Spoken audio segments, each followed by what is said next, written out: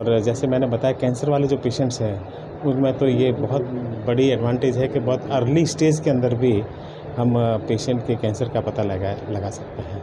और मुझे पूरा विश्वास है कि डॉक्टर गोवर्धन जी, डॉक्टर मनीष जी और बाकी जो डिपार्टमेंट के लोग हैं वो उसका न केवल लाभ उठाएंगे बल्कि रोगियों को बहुत बड़ी बेहतर सुविधा देंगे। समझता हूँ कि आप बेहतर बता सकते हैं। पिछले 4-5 सालों के अंदर हम लोगों ने मुझे पूरा विश्वास है कि आशातीत प्रगति की है और लगभग हर डिपार्टमेंट को हमने टच किया है। इसकी मशीन के बिना काफ़ी समस्या आती थी पहले। जैसे कैंसर के पेशेंट थे तो उनको हमको आगे भेजना पड़ता था। बिना ब्रोंकोस्कोपी, इस दूरबीन की जांच के बिना हम कुछ कह नहीं सकते थे कैंसर है या निमोनिया है। तो उसको हम अभी इस मशीन के द्वारा पता लगा लेंगे कि ये निमोनिया है या कैंसर है, तो उसके लिए आगे भेजने की अब ज़रूरत नहीं पड़ेगी। दूसरा है कि कुछ टीबी के डिफ़िकल्ट केसेस होते थे जिनकी थूक की जांच में टीबी के कीटाणु आते नहीं थे, या ओल्ड एज की वजह से या कमज़ोरी की वजह से कई बार कप निकाल नहीं पाता है। तो अब हम इसको दूरबीन डाल करके अंदर से कप निकाल करके उसकी फिर जांच कराएंगे तो उसमें फिर टीबी की जांच पॉजिटिव आ जाती है। तो वो भी एक समस्या पहले थी। तो इन 2-3 केसों में जैसे सर ने बताया था कि आईसीयू के अंदर पेशेंट के बलगम अटक जाता है, तो उस केस में भी हम ये ब्रोंकोस्कोप डाल करके, इसमें सक्शन है, सक्शन करके अंदर से अपन खींच के निकाल सकते हैं। तो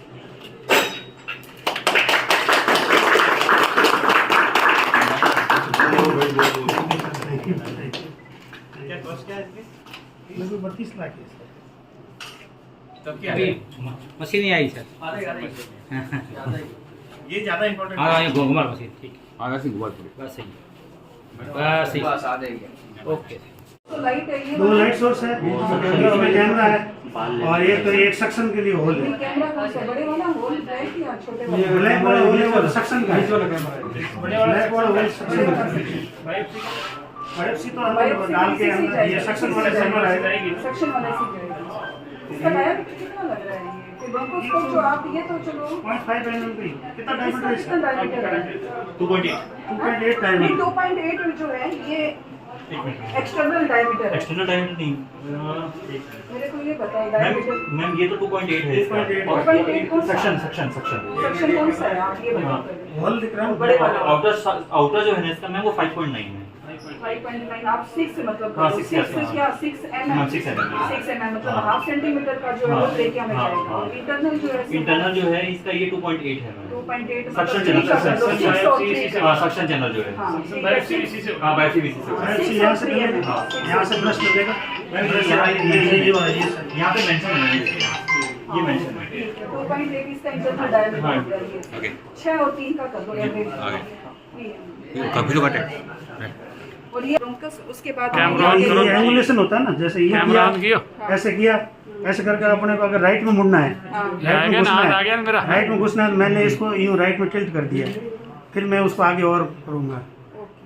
लेफ्ट में मुड़ना है, लेफ्ट में डालना है। एल्बोलाई तक जा एल्बोलाई तक तो नहीं। हाँ मैं वही पूछ रही हूँ। टर्मिनल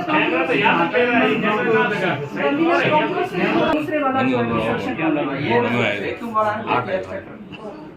इसमें से ये कलेक्ट हो जाएगा।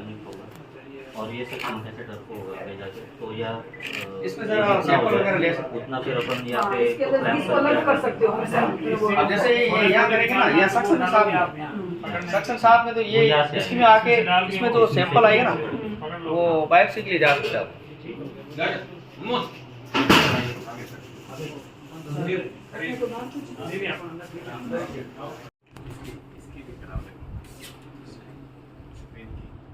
स्क्रीन की ले ली थी ना? हाँ ले ली पहले। बहुत बड़ी सुविधा है।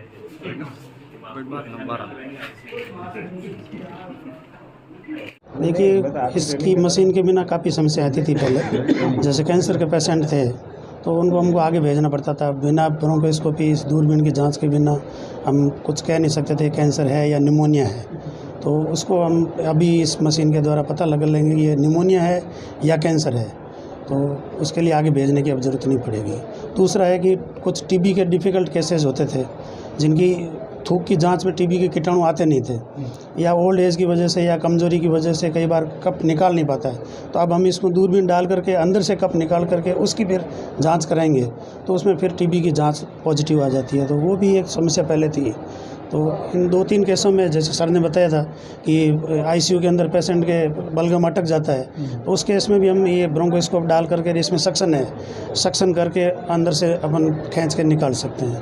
तो बहुत बड़ा सहयोग मिलेगा इसका डिपार्टमेंट। कितनी लागत है और कितनी ज़रूरत थी इसकी? नहीं, ज़रूरत तो इसकी खूब थी और लागत इसकी लगभग 32 लाख की लागत है। बहुत बड़ी सौगात है ये बाड़मेर के लिए। डिपार्टमेंट ऑफ रेस्पिरेटरी मेडिसिन जो है हमारा, डॉक्टर गोवर्धन जी, डॉक्टर मनीष जी, उनको मैं बहुत बहुत बधाई देता हूँ। ये एक ऐसी मशीन है जो मतलब ये समझो फ्लेक्सिबल मशीन है एक्चुअल में।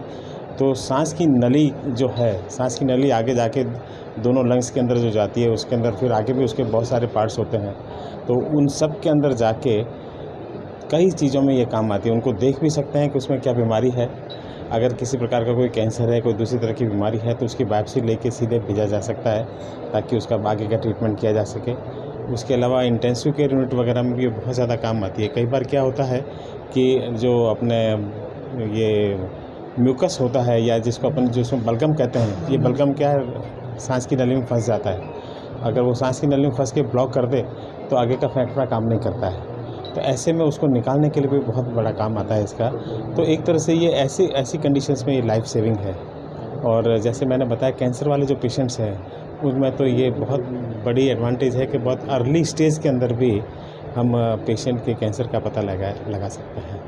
और मुझे पूरा विश्वास है कि डॉक्टर गोवर्धन जी, डॉक्टर मनीष जी और बाकी जो डिपार्टमेंट के लोग हैं वो उसका न केवल लाभ उठाएंगे, बल्कि रोगियों को बहुत बड़ी बेहतर सुविधा देंगे। धन्यवाद। सर, जोधपुर और पाली की बात में बाड़मेर हाँ। एकलौता सेंटर होगा जहाँ पे ये फैसिलिटी रहेगी। हाँ, कितना हाँ, सुदृढ़ बिल्कुल। हो रहा है, कितना सक्षम हो रहा है चिकित्सा क्षेत्र में? ये तो मैं समझता हूँ कि आप बेहतर बता सकते हैं। पिछले 4-5 सालों के अंदर हम लोगों ने मुझे पूरा विश्वास है कि आशातीत प्रगति की है और लगभग हर डिपार्टमेंट को हमने टच किया है, चाहे वो हमारे मेडिकल कॉलेज के डिपार्टमेंट्स हों, चाहे हमारे हॉस्पिटल के डिपार्टमेंट हों, गायनी डिपार्टमेंट है, मेडिसिन डिपार्टमेंट की इंटेंसिव केयर यूनिट देख रहे हैं, एनेस्थीसिया डिपार्टमेंट देख रहे हैं आप, वहाँ के आईसीयू है, वहाँ पे जो ऑपरेशन थिएटर्स है, 6 के जगह मतलब किसी ज़माने में 4 थे, आज हमारे पास में 8-9 हो गए। तो बहुत बड़ा एडवांटेज है और एक के बाद एक नई सुविधाएं, जितने भी इन्वेस्टिगेशंस हैं, स्पेशल जो खास तौर से रूटीन इन्वेस्टिगेशंस है, उसमें तो अब हमारे को कभी बात भेजने की ज़रूरत नहीं पड़ती।